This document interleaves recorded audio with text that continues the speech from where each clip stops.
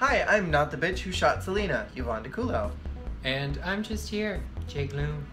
And welcome to the Victory Lap, where we discuss the most recent episode of Season 9 of RuPaul's Drag Race. I'm serving like third corpse from the left on an episode of CSI. Sure. This was a monumental freaking episode. Can we just say that? We got our first mini challenge of the entire season. Finally we get one. And you got some points for Alexis winning.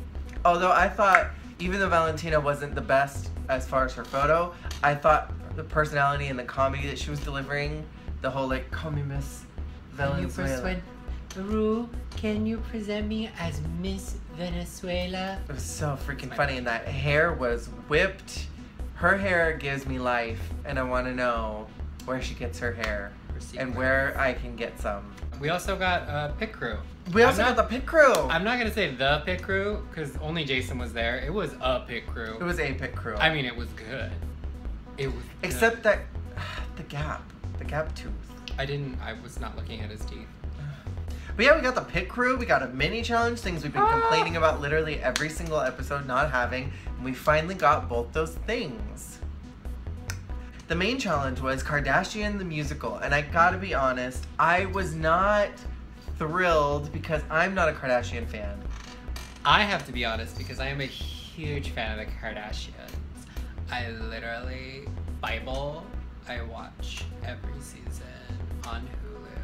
Something just fell. But by the end of it, I was very happy with this main challenge. So Alexis got to divvy out the roles, and I don't think she was really being shady towards anybody. I feel like that's always a thought, like, yeah, you're being shady, you giving this to me to throw me under the bus. I think the only person that, like, she really shouldn't have given the role to was Cynthia. I don't think that Cynthia's personality meshed with what I know of Kim Kardashian. She should have picked somebody who had a more low-key personality, like Farrah. I would have switched Aja and Cynthia. Because I think Aja could have done the Kim thing a lot better. And I mean, the whole joke, like, it was literally in the lyrics, was how Kourtney is the tiny one, because she is. She's literally 3 foot tall compared to all the other Kardashians. So, like, to put Cynthia in that role would have made the most sense. And especially because Kourtney's also, no shade to Cynthia, she's the oldest of the sisters, and Cynthia looks older. But I do think that Aja slayed it as Kourtney. I thought she did such a good job. She did a great job, but that just makes me sad because how amazing could she have been as Kim? Or I would have swapped out, like, and had Cynthia do Britney and let Peppermint take a crack at Kim, or that would have been fun. I would have actually liked to have seen that because Peppermint has the curves. Yeah, you know, she has an ass. Yeah, she has an ass. She's got the titties. Like, I think that Peppermint probably could have done a good job in that. But Peppermint also did such a good job as Britney. I was a slave for her Britney. Peppermint could really do anything, I think, in that musical, and she would have done great because she's just a good performer. She embodies the character she does. I'm just gonna go ahead and say that I got more Britney in those 3 minutes of Peppermint as Britney than I did from a whole season of Miss Berry. Yes. I really enjoyed Sasha's performance. I thought she did such a fun job as Lindsay Lohan. She did. And then I just really, really loved Alexis. And it was such a bummer that she dropped the ball on that runway. Oh my God, that runway because was abysmal. She did it was abysmal. From the second Aladdin movie. She did such a good job in the Kardashian musical. She easily could have won the whole challenge. That outfit just was garbage. And like, I wear some garbage outfits, but I'm not on RuPaul's Drag Race. And to lash out at the other queens on Untucked, like, why didn't y'all tell me that my outfit was ugly? Why didn't you tell me I was late? Bitch, that's not their job. You should have enough sense as a drag queen who's been in the business for a very long time to look at your outfit and look at your concept and say, you know what? Something about this doesn't look right. I'm gonna take this off and put on that thing. And honestly, my biggest problem with Alexis this whole season is that she blew her entire load on that gorgeous promo dress, and nothing else has lived up to that. No. And it's just a bummer because if the rest of her fashions looked like that promo dress, she would be winning more challenges, guaranteed. Oh yeah, but she's delivering full pedestrian on the runway, which I think a little bit is why she reminds me of Mrs. Kasha Davis. A little bit, yeah. Because Mrs. Kasha Davis was very much the same way, where she was so fierce, but every look was like, it was cachet, vintage cachet. I think really, like, Cynthia was the only one who I really didn't like in the musical, but everybody else I thought did a good job. I think there were missed opportunities for Farrah, so I understood why she was in the bottom. Well, Farrah kept screwing up her choreography, and it was the simplest stuff in the world. It was very simple choreography. I was also a little bit let down with Nina's performance. You could tell that she wasn't in it at all. She got Chloe. The only Kardashian who's ever been on RuPaul's Drag Race. 1. 2, if you watch Keeping Up with the Kardashians, Chloe is like, I would say a good 50% of it. 50% of it is on Chloe and what Chloe says. Yeah. And then it's like 30% Kim, 20%. And the rest is Chris. Like, Chloe... Kourtney's not even in it. Chloe and Chris are the most interesting ones, I feel like, from what I know of the Kardashians. Yeah, well, and especially lately, like, Chloe is the star of the show because Kourtney and Kim are so busy with their kids. Yeah. It's really shifted onto Chloe, so it's like, take that moment. Chloe has so much about her that is... It's Chloe. It's, you know, it's the rolling of the eyes. It's that face she makes where she's like... And Nina's good at rolling her eyes and making bitch face. Clearly. Like, that's such a good opportunity for her to really shine, and she just threw it away. And, like, I'm really over her attitude. Like, I'm so over it. It was definitely very reminiscent of Magnolia. That I didn't get what I wanted in my box, and I got ugly fabric, and, like, blah, blah, blah. It's like, girl, get over it. Like, you are on a huge television show that's gonna launch your career even further. Do you really want people to remember you as the whiny bitch who was like, I got one of the cooler Kardashians, and like, that's not what I wanted. I got a lot of people's favorite Kardashian, and like, I wanted to be Black China. But let's talk about Black China. But let's talk about Shea was at a severe disadvantage because she only had such a small role compared to Alexis, who was a staple throughout the entire thing. Alexis was carrying that show the entire way through, and she was doing such a good job embodying Chris. But Shea came out with her one tiny little role, destroyed the stage, shat all over it, and then walked right off. And like, she was at a disadvantage because her role was so small, and she killed it. And that's what you're supposed to do with a small role. Destroy it. It was comparable to Eureka's part, which was just at the end there. A little bit at the beginning, and then mostly just the end. Yeah, Shea, I'm not even mad that Shea won. I'm not mad at her at all. Shea slayed the competition, she killed the challenge, and she did a great runway. Her runway was so inventive, fun. It was so cute, it was very avant-garde. It was a lot like something you'd see on Project Runway. I just loved it. I think the only one that I didn't really like was, I hate to say it, I didn't really like Sasha's. I got the reference that she was going for, but I didn't like it. I didn't like the way that it was all put together. Her rah-rah Rasputin look? Yeah, I don't know, I just didn't like, I didn't respond to it. I'm not responding to this. Make it work. Make it work. I did not care for Sasha's. I liked the way she sold it on the runway. Yeah. I liked the performance. I hated Alexis's so much. Yeah, that dress was just atrocious. The dress was ugly. The fur was not even like, and the fur was not enough to save it. Like, no. I think if the challenge is faux fur fashions, go for the faux part. I was really disappointed that nobody busted out a Chanel look.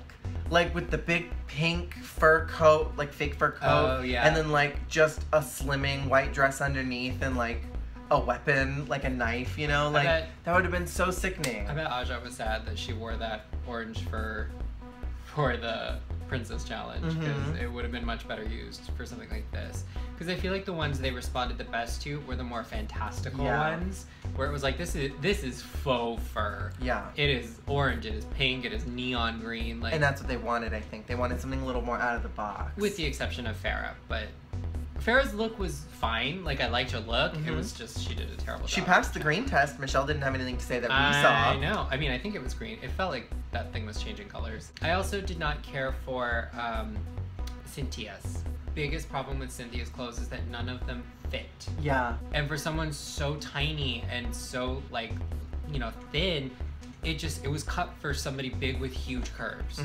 She needed a pad more. It needed padding to sell it, because like her head looked like a little teeny tiny dot. Like Jada. Like Jada De Laurentiis. She did, but like opposite. I still think that she should do Jada. She would look the part Perfect. She looks just like Jada.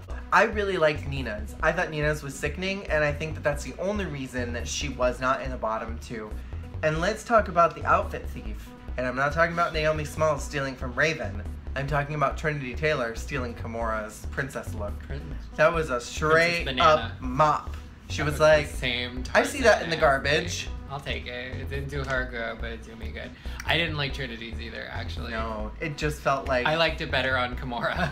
Just like I liked Tatiana's latex runway when freaking Katya wore it when she walked in. I liked Eureka's. I did enjoy hers a lot. I thought hers was really fun. I loved the print on what Eureka was wearing. I liked the print a lot. Was beautiful. And something about that wig was really pretty, like the dimensions with the color and like how it was like flying off her head. You know whose wig was beautiful tonight? Whose wig was beautiful tonight? RuPaul's. RuPaul's.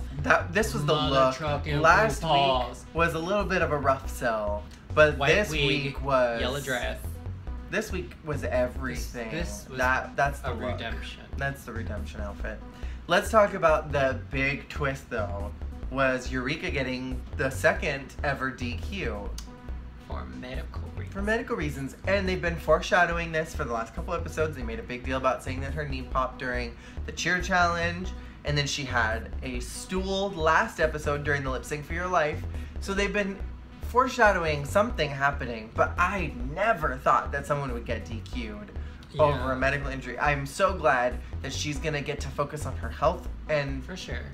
I'm glad that she is getting to focus on that, but that does suck to be like removed when it's not your fault. Yeah. You know? Like you were performing, you pulled a Shangela and you busted something, now you gotta go fix it. I like that she kind of redeemed herself before she left the workroom. Yes. That made me excessively happy. I was actually sad for her when Ru disqualified her because she had gone up and she had apologized to Valentina and Sasha. And we got to find out about Valentina a little more. We got to find out what she was going to disclose last week. But Eureka apologized and she got her redemption moment, her Roxy Andrews in All-Star Season 2, you know, without being saved by Alaska for 5 weeks in a row. Ugh. Yeah, I appreciated that. That was good for her. That was good for her. Speaking of going home, it was almost curtains for Cynthia and Farrah. I think Farrah was gonna go. Cynthia killed that lip sync. Yes, Cynthia did. Farrah. And Farrah I loved her little tribute to her ugly red shorts with the red G-string. The evolution. Panties, bitch. Panties, bitch. Panties, bitch. Farrah gave us just the other side of Charlie Hyde's Xanax performance. Yeah. Just like. But like, Eureka was one of the last people I was expecting to go home this soon. I was thinking she was gonna last for a very long time in the competition. Yeah. And I think had she not hurt herself, I think she probably could have gone a long ways in this competition. She could have. And it'll be interesting to see if she decides to come back for season 10 or not, because she does have an open invitation to come back. She do. So I'm very curious to see, will she for sure come back, or will she say, you know what, I got what I needed on the show. I don't want to go back and then potentially do worse. You know what I mean? Be the first one home. That would be so awful. So embarrassing. I want to talk about... we found you once, and we don't want to find you again. Ooh. Sashay away. A queen for every season. Just not this one! I will give Nina one positive critique for this episode. And that was that sickening single stream of black mascara down her cheek. That's the dream. That was everything. That was art. None of this Roxy Andrews I got left at a bus stop, watch my non-waterproof mascara just flood my face. None of the Alaska or Manila Luzon, just like all the mascara. Just one perfect tear. Black line. Like somebody took a dropper and just went black ink, and it was. That was. Did I give you life? That gave me life because it was just like, yes, with your fur coat and your white little, wig. It's just her paint job was really good. She looked gorgeous. This is the prettiest she's looked. Not to say that she doesn't look pretty when she does her non-conventional looks, mind you, but just like it's very different from what we've seen. It's different from what we've seen, and I want to point out for all the people that are like, oh, she can't pay. She's paint by numbers, bitch. That face was. It was beat. That was beat. So. If she can get over her attitude, and if she can just put herself out there and not act like such a child, she could do really well. Yeah. Thank you all so much for watching this episode of the Victory Lap. We will see you all again next week. Make sure to leave your comments in the comment box below. In our box. Yeah, in my box. My big pink furry box. I'm actually not tucked, so it's my average sized pink in a jockstrap box. More information than you needed to know. Bye! Bye!